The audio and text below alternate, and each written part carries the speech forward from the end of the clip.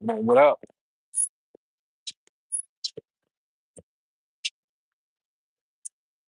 Walking right here in DC today. What's up, Sharon? How you doing?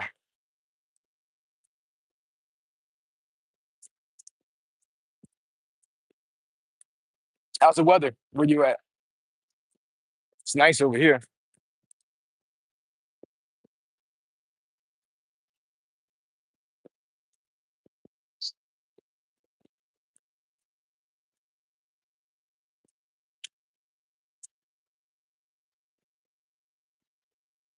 So today, most of the folks at my job were saying their last goodbyes or these other things because a lot of them turned their stuff in today instead of coming in tomorrow.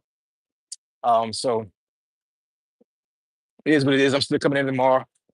Still got to do some IT stuff, and then I'll be furloughed as well. So we'll see what happens, y'all. But one of the guys I work with, crazy enough, he owns a restaurant. He does IT work as like a side gig or whatever. He has a restaurant in Maryland, and he offered to pay for lunch for all of us today, as like a last, last hurrah in case we don't come back to work. And he took us to this one place. Y'all can see it. Trying to see what the name is. It's like right there. So it's called Chef Jeff's. Jeff spelled Geoff. Not necessarily a high end restaurant, but I mean, I saw the price. I was like, yo, he fit the whole bill. I wasn't gonna try to go too hard on him, so I just got some fish and chips. The fish and chips was actually pretty doggone good. I'm not even gonna front. I normally buy fish and chips at a restaurant if they have it to see how it tastes. And I gotta be honest, that fish and chips is probably about top three, like hands down.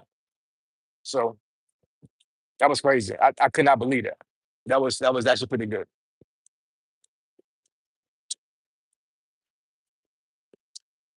But outside of that, what I'm saying, it's a nice day out today. Um, Still doing some searching as far as like jobs and stuff like that. But I got connections, so I'll be fine. It's not a big deal. But once again, I was stressing folks, you know what I'm saying? Having multiple sources of income is the way to go in this day and age, right? You cannot be out here in these streets, metaphorically, and have one job you depend on because you got one person, whether it be a guy or a gal, that can literally tap you on your shoulder and say, you know what, hey, you can't work here no more. And then your income goes to whatever you was making to zero overnight. That's crazy.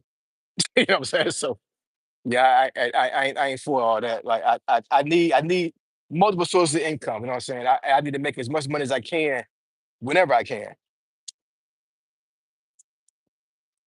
What's up, Spider? Wow. What's up, Spider Man? That's funny. What's up though?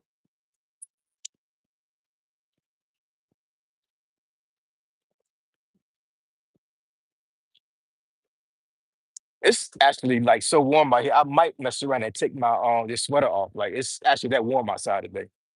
It's crazy because this morning it was like 30 some degrees.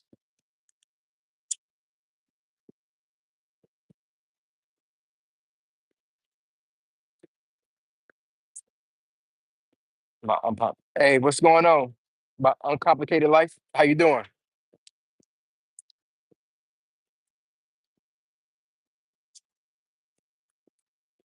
Now, even though DC is like a really nice place to be at, like there's some parts of DC that's like really well.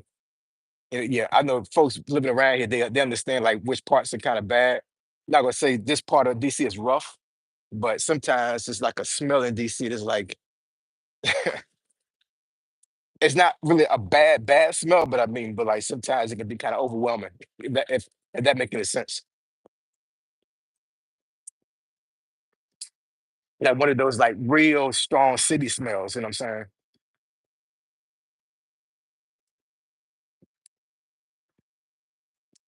I'm from India. Okay, cool.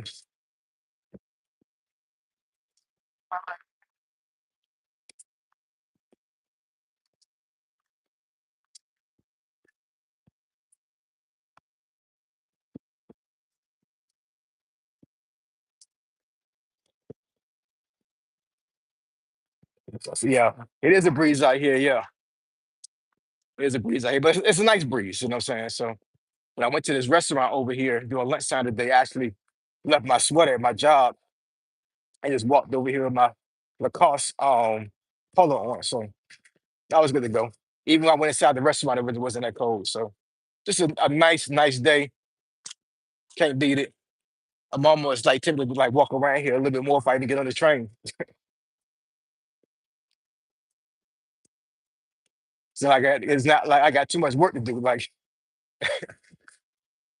I'm working to the last day because like I said before, being furloughed is not being fired. So I still got to still good faith with the company. You know, and until funds are released or if it's ever released. But at the end of the day, like I said before, the company I work for is excellent. So I have no issue working to the last literally minute. It doesn't bother me at all. When you enjoy going to work and actually enjoy the job you're doing at work, that's a rarity. Like a lot of folks go to work and hate their job. You know what I'm saying? Or they love their job but they hate the supervisor. Or they love their job but they hate the location. You know what I'm saying? Like it's very rare that you have somebody that actually enjoys what kind of work they do, where they work, and who they work with or for. So I'm extremely blessed to be in this situation right now. You know what I'm saying? For it's like this particular job. But Doge and the Trump administration thought otherwise when it comes to funding. And like I said, I kind of figured it was going to feel some type of effect because I work for a agency that actually is funded by the government. But to be in this position right now is like kind of crazy. What's up, Mo? What's good with you?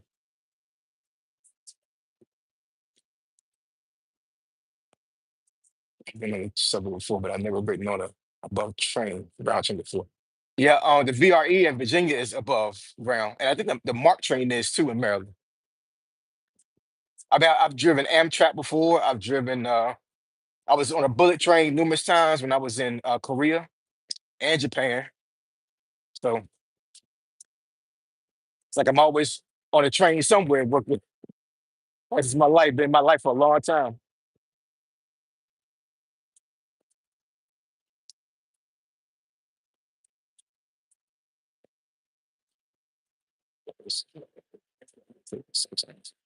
Yeah. So I was an admin clerk the first 6 years I was in the army. So basically, I worked I was like HR, dealing with paperwork, leave forms, evaluations. Yeah, I didn't like that job. I didn't like that job at all. I really didn't. I knew like by the time I hit year three, when I was in uniform, I was like, yeah, this I'm not I not wanted to stay in the military, but I was like, nah, I don't want to do this. I don't want to do this anymore. So that's why I changed over to IT.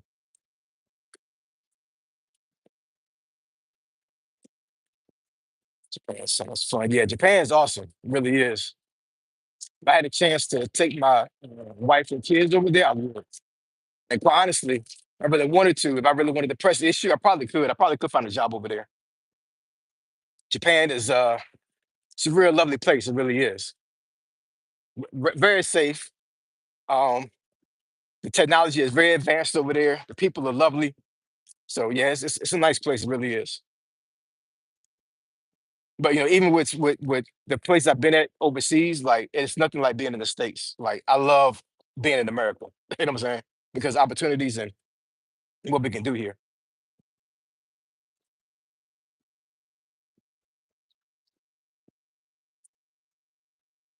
Hey Regina, what's going on?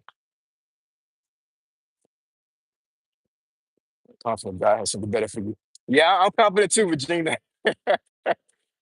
I am too. You know what I'm saying? Like, see, here's the thing when it comes to, like any type of adversity I've been through in my life, doesn't matter what type of adversity it was, as long as I kept pushing and kept moving forward with anything I was doing, I knew that God was gonna have me.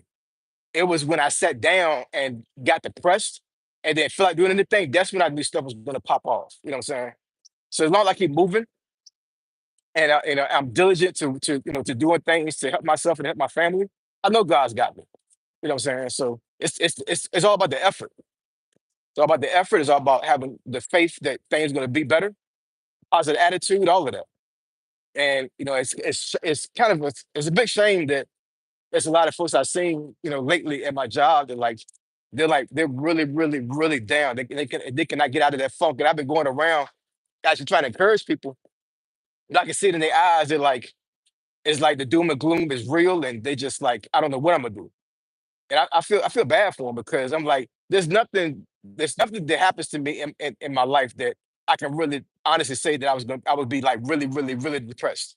Now, of course, when you lose people, and they go to the Lord, that's different. You know what I'm saying? Like the grief is gonna be there. I totally get that, you know what I'm saying? But even in that situation, you know what I'm saying? Like I still have to move forward. I still have to push through because there's a reason why they're gone and I'm not gone. There's a reason why I'm still here and they're not still here. So as long as I'm still here, I still got to keep pushing.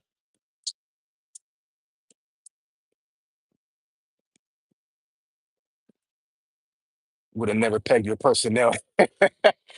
Yeah, Mo. So hey, the folks at MEPS tripped me. So when I went to MEPS, I told it was a Songfish class. I forget his name now, but I remember his rank. I was like, yeah, my degree is in computer science, so I want to do something in computers, right? And I think at the time the MOS that I wanted to go into that I actually eventually got into years later was closed out, but of course they still wanted the numbers. So he said, "Yeah, I got something for you that you can be on the computer all the time, and you can have a whole bunch of girls around you." So I'm like, "Okay, bet I got computers and I got girls," but it was personnel. You know what I'm saying? So yeah, I would say probably about 80% of the time I was in personnel 6 years. I had a female boss. I was always around females, which didn't bother me that much. You know what I'm saying? But I just didn't like the job. I didn't like paper. I didn't like pushing papers. I didn't like writing evaluations. I ain't like doing mail. None of that crap. So I didn't. Like I said, by the time year three hit, I'm like, man, this is not it. This is not it. I got to get out of here. I would have went infantry to get out of that. That's how much I started to despise it. Like, I really didn't like doing it. And what was bad was that I'm so much of a perfectionist that like even though I hated doing the job, I couldn't help but do it well. So then they started moving me to places that gave me more work because I was doing so well at it. It's crazy. I couldn't intentionally not do well. But anytime they gave me some, I always was going above and beyond. And they're like, oh shoot, like, private so and so, special so and so, he's doing very well. Let me go ahead and move him over to here and let him do this and do that. So they put me in charge of stuff. Like, I really don't want to do this job, man.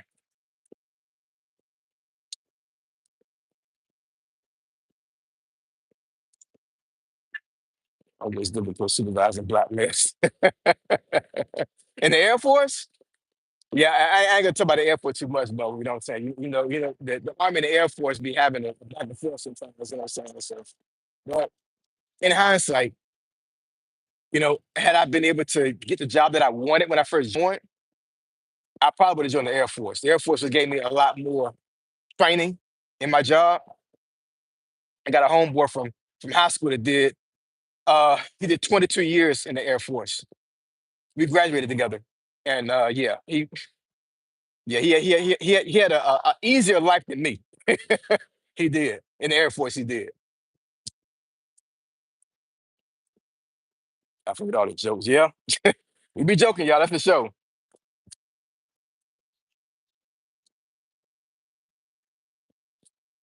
Professor X, what's going on? Could use you in the Marines, bro. Yeah, my dad was a Marine, so I know all about the Marines. Yeah, Marines was not. I'm not gonna say the Marines wasn't an option, but at the time, the Army just gave me. It was more pleasing to what I wanted versus what the Marine Corps was going to give me. 'Cause I went to all four. The Army they talk very well. You know what I'm saying? No disrespect towards other recruiters, but I mean, but the Army guy that recruited me, Staff Sergeant Hernandez. I'm sorry, Fernandez. I'm sorry. He retired as a master sergeant. Actually, he passed away a couple years ago from a heart attack. It's crazy. He was only like six. No, was he in sixties? No, he was like 59. Yeah, but he did like like over 20 some years in the army. Deployed multiple times. Um, had every damn badge you could probably think of in the army. Like he was just hardcore. But that guy was so cool. Like I kept up with him for so long after I joined, and even when I was in after I retired, like that was a recruiter that like he was my mentor damn near half my career. This guy was so cool that the one of the girls I went to mess with, she was on the Air Force, and apparently she liked me, and I didn't know she liked me. You know what I'm saying? But so another recruiter was driving her up there at the same time in Richmond, and my recruiter was like, "Yo, old girl over here, she like you," and I'm like, "Okay, cool." She looked all right. She wasn't all that bad. So so I went over there to see what was up and everything with him, and apparently she did. She like, I want to go out. You know what I'm saying? Like a couple of days from now. I said, cool. You know what I'm saying? But I told my recruiter I didn't have no car. Yo, tell me why he picked me up in his car the day of, took me to his house, and let me drive his car to take this girl out to dinner. Like straight up. He had like four cars. He let me borrow one of them. Just out of the blue. Now I'm not sure if that would have been, I'm not sure if that was legal. You know what I'm saying? Because I wasn't even in the army yet when this happened, you know what I'm saying? But, you know, it is what it is, you know what I'm saying? But that's how down to earth this guy was, you know what I'm saying? He really was genuinely um caring about people that he put in.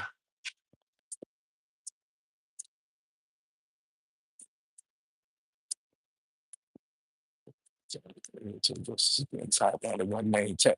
Yeah, so being tied to one main task actually can benefit you to a certain degree in the army, especially so being IT in the army is not specialized like in the Air Force. I think the Air Force has certain things broken down as far as skill set, and then I think the Navy does the same thing.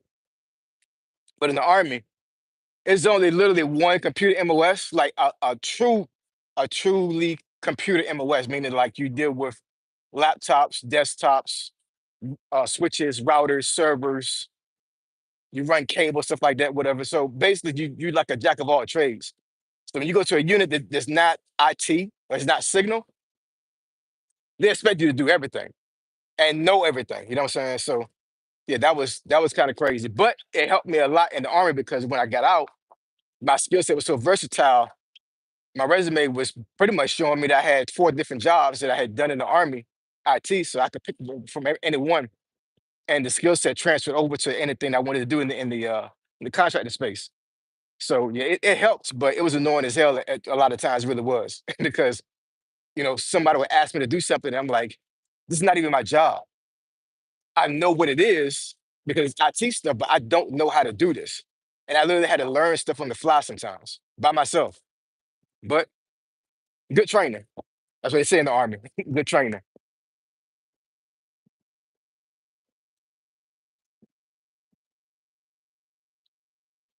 We're at 19 minutes. I'm probably gonna be out here like another 10. Then I'm out.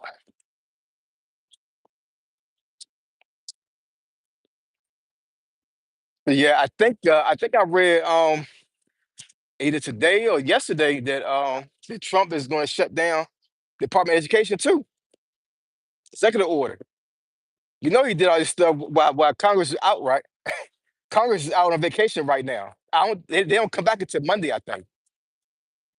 So when he threw the exec order to shut down the government agency that funds us to funds the company I'm in, they had just went on vacation. It's crazy. Like it's a it's a game. And they can't do nothing until they come back on Monday.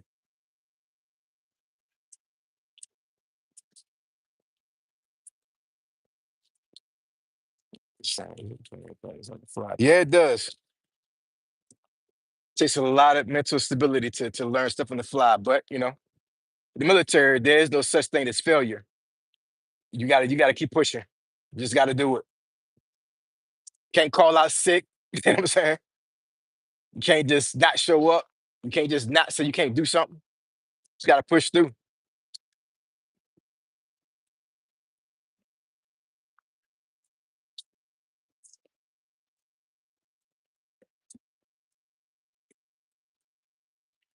One thing I would say though, little sneak peek as far as like what kind of jobs I've been trying to pursue. Actually, I got a call back. What's the day? Thursday. I got a call back Tuesday for a pen testing job near the Capitol. So if I decided to take that job and I actually hire me, then I'll be back in DC, but I'll be near the Capitol. So that's Southwest DC. I'm in Northwest right now. So when I do my videos, instead of seeing, I know some videos I've done, I've walked all the way down to the Washington Monument, you'll see it in the background. So some of the videos I do, if I go to that job, you'll see the U.S. Capitol behind me.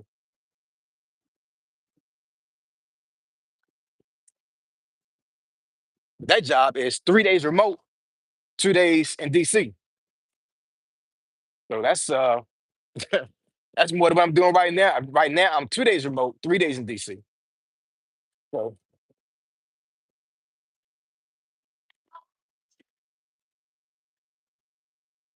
you can call out sick. No, you can call out sick. No.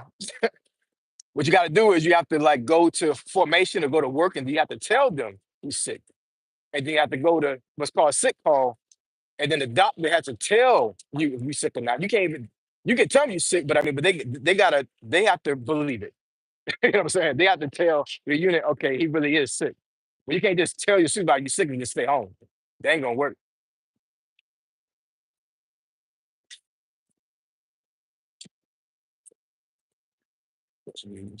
Yeah, I appreciate it. I got a couple of job offers, you know what I'm saying? So skill set is definitely there, you know what I'm saying? Like I just gotta figure out which one I want to pursue more. But I'm gonna tell you, y'all, like real talk, like if this furlough is lifted to this job, I'm probably gonna go back to it, like for real. Like I had a really good thing going on at this job I have right now. I really do. So for me to intentionally leave it, yeah, it doesn't make sense. It just doesn't. This is one of them jobs you don't leave. You know what I'm saying? You just don't leave it. You know what I'm saying? Like it's a big opportunity. It has a lot of exposure. Um, I've met a lot of dignitaries at this job. A lot of folks that higher up. So yeah, I mean, it's not a job you move, man. It really isn't. So thinking an option to go back, then I'm probably gonna go back.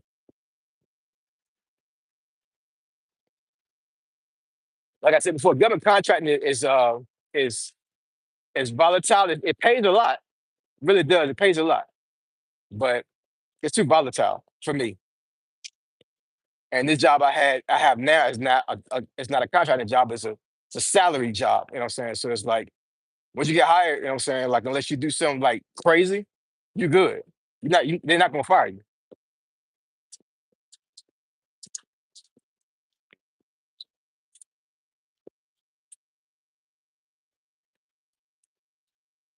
I'm a separate plan for you.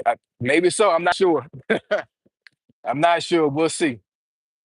We'll see. You know what I'm saying? But I'm one of the folks that I live for the adventure. It doesn't bother me. It doesn't scare me because I'm going to survive and make things happen regardless. You know what I'm saying? So the hustle part of it, as far as like making sure things are straight, it gets my adrenaline going. You know what I'm saying? Like I really live for stuff like this.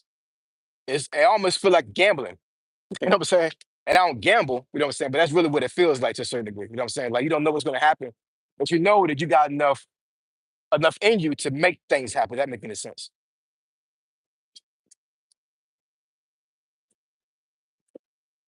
What y'all think about these folks destroying these Teslas out here?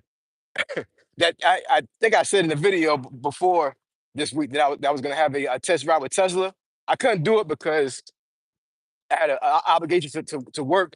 But then I read that folks are vandalizing Teslas and freaking set them on fire. It's crazy.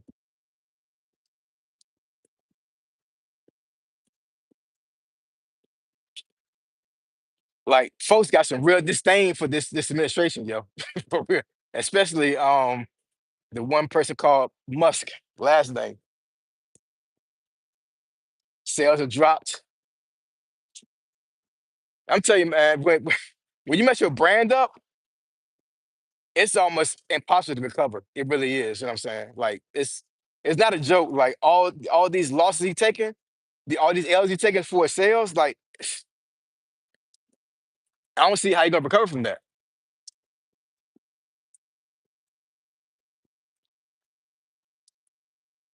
What's up, Khalid? Khalid, what's going on, man? Appreciate you. Appreciate it going on, man.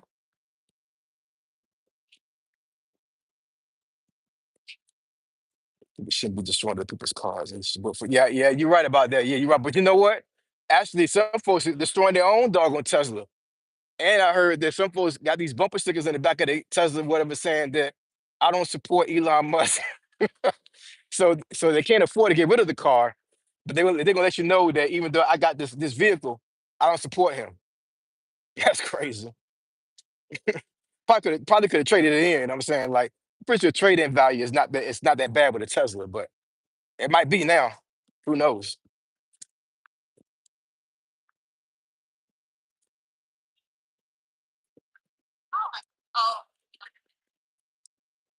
That's what's up, Khalil. Yeah, things lovely over here, man. You know what I'm saying? Still working things out, still living, still striving, still working hard, still doing YouTube. I'm probably going to step my YouTube game up a lot more now because I think for the most part next week I'm gonna be furloughed, so I'm gonna be home. So I'm gonna try to do three videos a day, some lives. I'm gonna be on YouTube a lot next week, so be looking out for that a whole lot. Tesla's still one of my dream cars.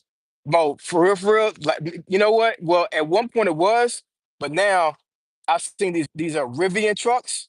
Yeah, that's me right there. I want a Rivian truck, not the SUV joint, but the actual truck itself. They got, I think, yeah, they got an SUV. They got a truck, like a flatbed joint, or the Rivian truck. Them just are tough. I ain't even gonna lie. But yeah, I mean, if I had a chance to get a Tesla, I I can't say that I would deny getting one. Honestly, I don't think I would. You know what I'm saying? Like having an electric car is actually a pretty big convenience when you have a job that's like not that far from you from where you live. And gas prices are so crazy. Yeah, it's like a no brainer. Like having an electric car actually is a benefit to folks. It really is. But Tesla is really not doing well right now at all. They're not doing well. Yeah, but you dropping it like it's hot.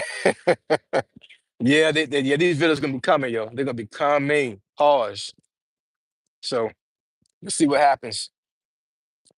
But I gotta make sure I put out good content too. You know what I'm saying? So I'm not gonna just drop anything. So I got a couple of topics I can talk about. It's still March, so I can talk about money pretty well when it comes to like cryptocurrency and banking and stuff like that. So I'll probably talk a little bit about that and just some life stuff. So we'll see. We'll see. And I'm probably gonna take my daughter here to DC one day this week coming. So I'll probably do a video while I'm with her in DC as well.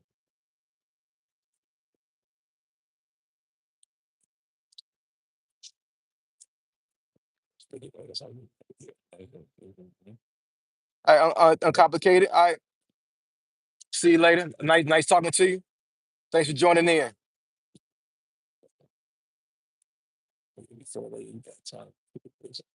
Yeah, you ain't know Mo. I've been saying that. You ain't seen my video say I'm about to be furloughed. Yeah, I'm about to be furloughed, and I work for a nonprofit. How does that work? I thought furlough was just government. You know what I'm saying? It's crazy. But anyways, y'all, I made 30 minutes. You know what I'm saying? So I appreciate y'all. I love y'all. I'm getting this train, and I see y'all tomorrow. Tomorrow's probably gonna be the last day that I actually film walking to work from this particular job. Depending on how long this furlough lasts, I may be able to get that job again, maybe not. Who knows?